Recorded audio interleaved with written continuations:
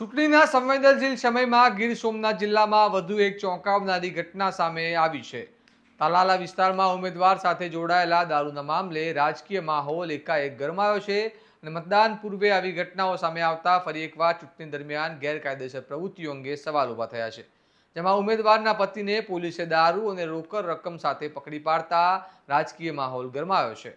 આવો વિગતે વાત કરીએ સમગ્ર મામલા વિશે આ અહેવાલમાં. નમસ્કાર, હું ચિરાગ વર્ષાબેન, આપ જોઈ રહ્યા છો સ્વમાન. આજે સમગ્ર ગુજરાતમાં સ્થાનિક સ્વરાજ્યની ચૂંટણીઓ માટે મતદાન ચાલી રહ્યું છે અને આજના મતદાનના દિવસે ગીર સોમનાથ જિલ્લાના તાલાલા વિસ્તારમાંથી દારૂ જપ્તીનો મામલો સામે આવ્યો છે.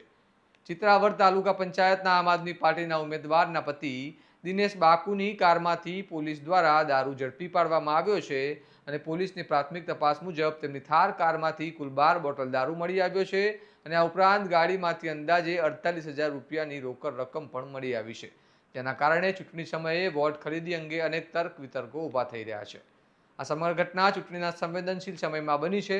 ચૂંટણી હંમેશા પારદર્શક અને નિષ્પક્ષ હોવી જોઈએ.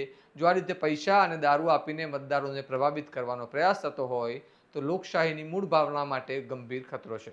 હાલ પોલીસ દ્વારા દારૂ, રોકડ રકમ અને થાર કાર કબજે કરવામાં આવી છે અને સમગ્ર મામલે ગુનો નોંધવાની તજવીજ હાથ ધરવામાં આવી છે.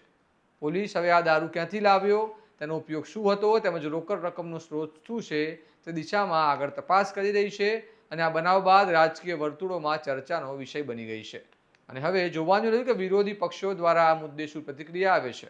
આ મામલે તમારું શું માનવું છે અમને કમેન્ટમાં જણાવો અને આ પ્રકારના અહેવાલ જો તમને પસંદ હોય તો સ્વમાનને લાઇક, શેર અને સબસ્ક્રાઇબ કરવાનું ભૂલતા નહીં. નમસ્કાર.